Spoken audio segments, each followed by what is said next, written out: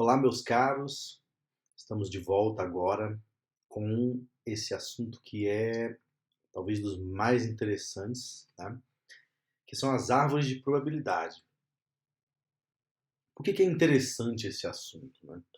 Bom, existe um teorema muito famoso que é conhecido como Teorema de Bayes. Esse teorema, né, é inspirado em alguma dessas ideias das árvores. Mais do que isso, né, algumas perguntas quando nós construímos uma árvore, elas estão, na verdade, utilizando o teorema de Bayes por trás, né? Eu resolvi gravar essa aula dessa forma para, vamos dizer assim, utilizar a forma mais didática de responder certas questões. Então, isso vem em boa hora quando nós temos, vamos dizer assim, probabilidades condicionais em um sentido e nós queremos a probabilidade condicional em outro sentido.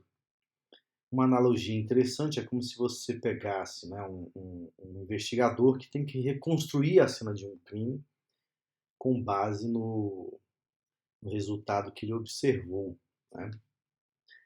Vamos utilizar então um exemplo para tentar explicar a ideia inicial e depois eu vou estender esses exemplos. Então, imagina a seguinte situação: você tem 100 e-mails em sua caixa de entrada. 60 não são spam, aliás, 60 são spam, 40 não são. Dos 60 e-mails spam, 35 contém a palavra livre. Do restante, 3 contém a palavra livre. Então a pergunta é: se um e-mail contém a palavra livre, qual é a probabilidade de que seja spam? Então vejam só. Nós temos as seguintes informações, né? 60 são spam e 40 não são. Aí ele diz, olha, dos 60 e-mails spam, 35 contém a palavra livre, né? Só que a pergunta que é feita é o contrário, né? Um e-mail que contém a palavra livre, qual é a probabilidade de que seja um spam? Uma boa ideia para resolver esse tipo de problema é construir esses diagramas, né, que nós chamamos de árvore. Então vamos começar com a nossa pergunta. Qual a probabilidade de ser spam dado que contém a palavra livre? Então, para reduzir, eu estou escrevendo probabilidade de spam dado livre, ok? E aí, né, construir um diagrama, uma árvore, é uma maneira muito, vamos dizer assim, didática e interessante de resolver o problema. Pensa o seguinte, nós temos duas situações. O e-mail pode ser spam ou não spam. Se ele for spam, ele pode conter a palavra livre ou não conter a palavra livre. E o mesmo vale se ele for não spam. Então percebam, 60 são spam, 40 não spam, né? Dentre os spam, 35 contém a palavra livre, 25 não. Dentre os não spam, 3 contém a palavra livre, 37 não. Então, cada um desses 4 caminhos representa uma interseção. Porque vejam só, esse primeiro caminho significa o seguinte, é spam e contém a palavra livre. Então, eu represento 35 são spam e contém a palavra livre. É uma interseção entre ser spam e conter a palavra livre. O mesmo vale para os demais. Então, 25 são spam e sem livre, 3 são não spam e livre, 37 não spam e livre. Vejam o seguinte, a nossa probabilidade condicional é dado que contém a palavra livre, ou seja, eu sei que tem essa palavra livre.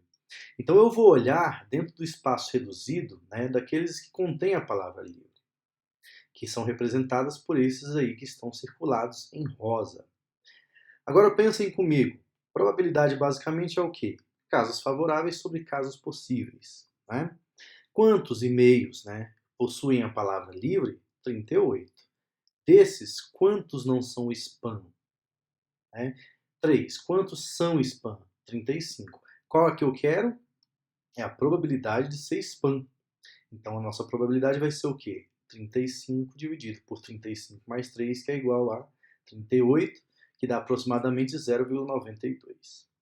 Então percebam, é uma ideia muito simples. Basicamente o que nós vamos fazer? Nós vamos olhar dentro, né, do espaço que me interessa, que é o quê? O que eu sei que aconteceu, é o que está sendo condicionado.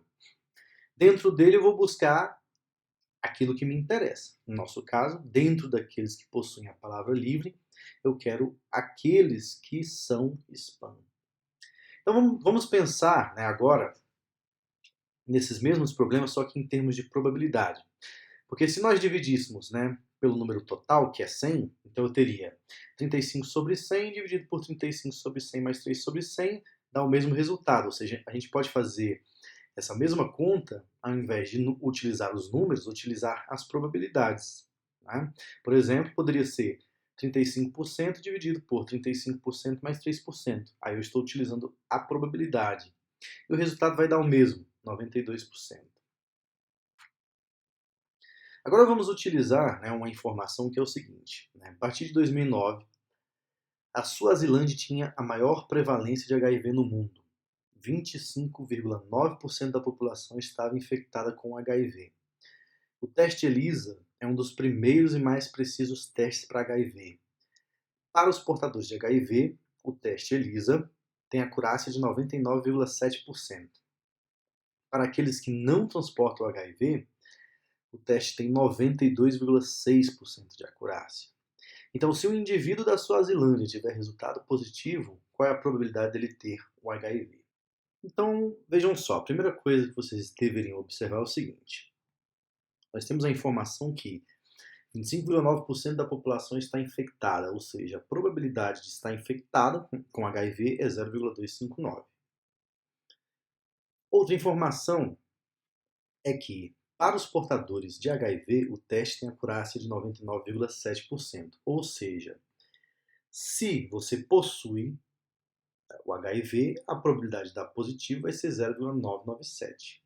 Por outro lado, aqueles que não transportam, o teste tem 92,6% de acurácia, ou seja, a probabilidade de dar negativo se você não tem o HIV é 0,926. Ok, vejam o seguinte. A nossa pergunta é qual a probabilidade de ter o HIV dado que deu positivo? Né? Essa é a verdadeira probabilidade que você está interessado. Né? Se o meu teste deu positivo, qual é a probabilidade de eu realmente estar com HIV? Então, vejam o seguinte, nós temos a informação, né, invertida em relação ao que nós queremos calcular. Nós temos a probabilidade de ser positivo dado que tem o HIV, mas nós queremos o contrário, nós queremos a probabilidade de ter o HIV dado que é positivo. Quando isso acontece, é que as árvores vêm aí como uma grande ferramenta. Né? Então, o que a gente vai fazer? Nós vamos fazer um diagrama de árvore. Nós começamos, né, e aí vai uma dica, comecem, tá, o seu diagrama com aquilo que você quer descobrir. Né? Porque uma das grandes dúvidas dos alunos é como iniciar a árvore. Né? A árvore se inicia da seguinte maneira: é o evento que eu estou interessado. No caso, eu estou interessado no evento possuir o HIV. Né? O contrário disso, ou seja, o complementar disso é sem o HIV. Então, eu sempre vou construir um diagrama que tem, em um dos sentidos, o evento de interesse e no outro sentido, o complementar dele. E eu vou terminar a minha árvore naquilo que eu estou condicionando. Né? Por quê? Porque é o espaço que eu sei que aconteceu. Mas tudo bem, vamos lá. Para cada um desses, né, desses caminhos, eu tenho as seguintes situações. Eu posso ter o resultado positivo ou negativo, né? Sendo que você, se for sem o HIV, tem os mesmos resultados. Né? Então, nós temos os mesmos caminhos para quem possui o HIV e para quem não possui o HIV. Outra informação que a gente tem, a probabilidade de possuir o HIV é 0,259. A probabilidade de não possuir o HIV é 1 menos isso, que é 0,741. A probabilidade, né, as condicionais que nós temos disponíveis são a probabilidade de dar positivo dado que tem um HIV, ou seja, a acurácia, que é de 0,997. O complementar disso é a probabilidade de dar negativo, então 1 menos 0,997, que é igual a 0,03.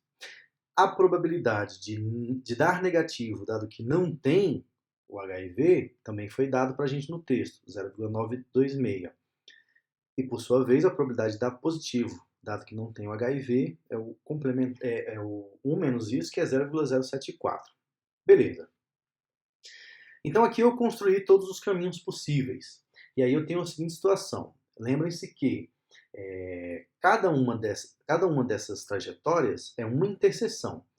Então, por exemplo, o primeiro caminho é o quê? É ter o HIV e dar positivo. O segundo é ter o HIV e dar negativo. O terceiro é não ter o HIV e dar positivo. O quarto é não ter o HIV e dar negativo. E nós já vimos que a gente pode escrever a probabilidade da interseção como a probabilidade, né, do evento que eu quero descobrir, vezes a probabilidade do que eu condicionei, dado aquele que eu quero descobrir. Então, só estou aplicando aqui a lei do produto, né, a lei do produto para as probabilidades, como nós já vimos. E essa probabilidade nada mais é do que a multiplicação, né, das probabilidades dentro desse caminho. Porque a probabilidade de ter HIV é 0,259 e a probabilidade de dar positivo dado que tem HIV é 0,997, ou seja, essa probabilidade vai ser 0,259 vezes 0,997, que é igual a 0,2582. Nós podemos aplicar o mesmo raciocínio para as outras três e obtemos essas probabilidades aí. Agora, a pergunta que nós queremos responder é a probabilidade de ter o HIV dado que deu positivo, né? Então lembrem-se, né? Aqui a maior sacada é olhar para os caminhos que nos interessam, que são aqueles que vão para positivo. Por quê? Porque eu sei, é dado que deu positivo, então eu sei que deu positivo. Então o que eu faço? Eu marco aqui essas probabilidades dos caminhos que vão para positivo. E aí eu penso, bom, mas dentre esses que dão positivo, eu quero a probabilidade de qual? Eu quero daquele que tem o HIV. Ou seja, é o caminho de cima, né? Que a gente marcou ali mais vermelho. Então a minha probabilidade qual que vai ser? Vai ser o caminho de interesse dividido pelo total. Então aqui eu tenho 0,2582 dividido por 0,2582 mais 0,0548, que é o quê? Mais uma vez, a probabilidade do meu caminho que me interessa dividido pela probabilidade dos dois caminhos, que são os dois que poderiam acontecer. E fazendo essa conta, vocês vão encontrar 82%. Eu espero que tenha ficado claro esse problema, né? Mas vamos ver outros problemas, né? Tudo bem. Vamos pensar agora num outro problema que é bastante clássico aí. Suponha que uma caixa contenha 3 moedas, 2 honestas e uma 2 caras, ou seja, viciada. Considere o experimento de retirar uma moeda ao acaso e jogá-la. Qual a probabilidade de termos selecionado a moeda viciada dado que saiu cara? Então vejam só. A informação que nós temos é o seguinte. Eu sei, né, a probabilidade, por exemplo, de dar cara dado que a moeda é viciada. Mas a pergunta que eu estou fazendo é qual é a probabilidade da moeda ter sido a viciada dado que saiu cara? Ou seja, eu tenho a informação ao contrário. Então aqui, pessoal, mais uma vez, é dado que saiu cara. Então eu vou começar, né, a minha árvore com aquele evento de interesse. Qual que é o evento de interesse? Se a moeda é viciada ou não. Então, eu tenho aqui duas situações. A moeda pode ser honesta ou a moeda pode ser viciada. E, dado que ela é viciada ou honesta, eu tenho as situações. Por exemplo, se ela for honesta, eu posso ter cara ou coroa. Agora, se ela for viciada, como ela tem duas caras, eu só posso ter cara. Agora a gente tem que construir as probabilidades. Então, vamos lá. A probabilidade de ser honesta e a probabilidade de ser viciada. Como eu tenho duas honestas, essa probabilidade é 2/3. Né? E como eu tenho uma viciada, essa probabilidade é 1/3. Agora, se a moeda é honesta, então quer dizer que a probabilidade de sair cara e coroa é a mesma. Né? Então a probabilidade de sair cara, dado que ela é honesta, é meio, e a probabilidade de sair coroa, dado que é honesta, também é meio. Já se ela for viciada, a probabilidade de sair cara, dado que ela é viciada, é 1, porque só tem um resultado possível se a moeda for viciada. Cara. Muito bem. Aqui nós vamos aplicar o mesmo raciocínio do problema anterior. Né? Cada um desses caminhos representa para nós uma interseção. Então, em cima eu tenho 2/3 vezes meio é a probabilidade de ser honesta e dar cara. E com o mesmo raciocínio, né, eu tenho para as demais, a probabilidade de ser honesta e dar coroa é 2/3 vezes meio, a probabilidade de ser viciado e dar cara é 1/3 vezes 1. Então todos os resultados deram 1/3. Né? E aí o que nós vamos ter? Bom, o caminho que me interessa é o caminho em que o resultado dá cara. Né? Então, escrevendo a probabilidade, eu quero a probabilidade de ser viciada dada que saiu cara. Né? E como eu já acabei de falar, né, os caminhos que me interessam são aqueles que dão cara. Beleza. Mas eu estou interessado no evento honesto ou viciado? Eu estou interessado no evento viciado. Então eu vou comparar ele em relação ao total, que vai ser 1/3 dividido por 1/3, mais 1/3 que é igual a meio. Então esse é um problema muito famoso, né? Que a gente acabou de resolver. E agora a gente vai resolver um outro problema muito famoso, que é o seguinte. Quando eu era criança, né, tinha um problema acontecia dentro de um programa, né, da Xuxa e do Sérgio Malandro, que foi inspirado num problema chamado Problema de Monty Hall. O problema original era o seguinte: você tinha lá 3 portas e um participante escolhia uma das portas. Atrás de uma das portas tinha uma Ferrari e atrás das outras duas tinha cabra. E aí o apresentador fazia o seguinte: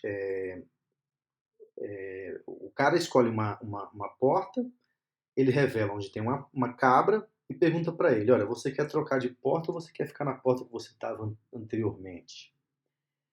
E aí, a pergunta é a pergunta óbvia. É melhor ele ficar na porta que ele escolheu ou ele trocar de porta? Então, na época, isso gerou muita discussão, até que uma mulher desvendou o problema. Né?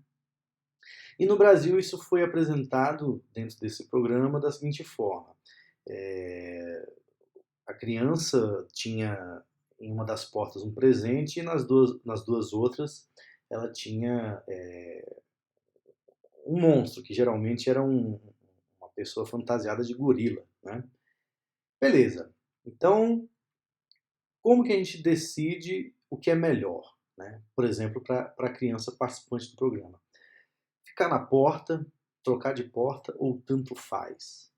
Vamos fazer isso. E se vocês olharem na internet, vocês vão ver que tem várias soluções, inclusive utilizando probabilidade condicional, que é realmente o que resolve esse problema. Eu vou sugerir uma solução esquemática, porque geralmente o pessoal fica meio chateado com as soluções matemáticas algébricas. Então eu vou dar uma só para aguçar a intuição de vocês e vocês irem atrás do problema resolvido aí por professores, por exemplo, da Universidade de Harvard, tem no YouTube, né? E essa solução vai ser uma solução bem legal porque ela é bastante didática e intuitiva. Então imagina a seguinte situação. Nós temos lá as 3 portas, né? E vamos imaginar que a nossa situação é a seguinte situação.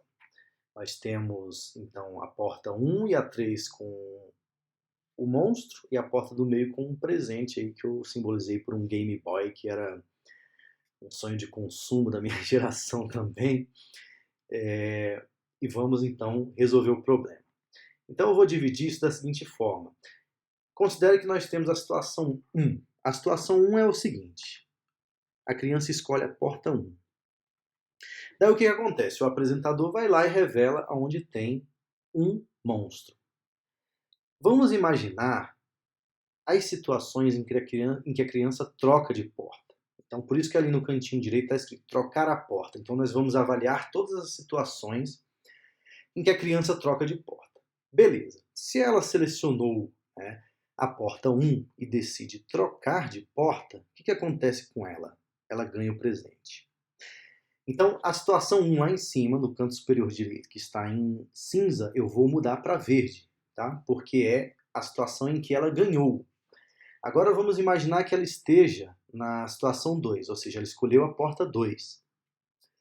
O apresentador revela onde tem um monstro e a criança troca de porta. O que acontece com ela? Ela perde o presente. Então, na situação 2, eu vou marcar de vermelho agora para representar que na situação 2 ela perdeu. Na situação 3, ela escolhe a porta 3. O apresentador revela onde tem um monstro e ela troca de porta. Nessa situação, ela ganha o presente. E eu vou mudar a situação 3 para verde. Resumo, pessoal. Trocando de porta, a criança só perde se ela tiver logo de cara escolhido a porta que tem um presente. Ou seja, a probabilidade, né, de ela ganhar trocando de porta é 2 vezes a de ela não trocando de porta. Por quê? Porque trocando de porta ela ganha em 2 situações e perde em uma, ou seja, a probabilidade de ganhar trocando de porta é 2/3. Evidentemente, a probabilidade de ganhar não trocando de porta é 1/3, certo? Então acho que assim fica mais didático para vocês entenderem o que está acontecendo e acho que agora fica claro para vocês. Bom, como a única forma dela perder trocando de porta é escolhendo logo de cara a porta que tinha um presente, né? Então ela tem 2 vezes mais chance de ganhar se ela trocar de porta. Então esse é um problema clássico também, muito interessante. E nós encerramos aqui. Eu incentivo vocês a acompanharem o meu site da mesma forma, né? Olhando as curiosidades, os problemas, as listas de exercícios, aplicativos e aceito sugestões de vocês também, ok? Quaisquer dúvidas, entre em contato comigo. Um abraço para vocês muito forte.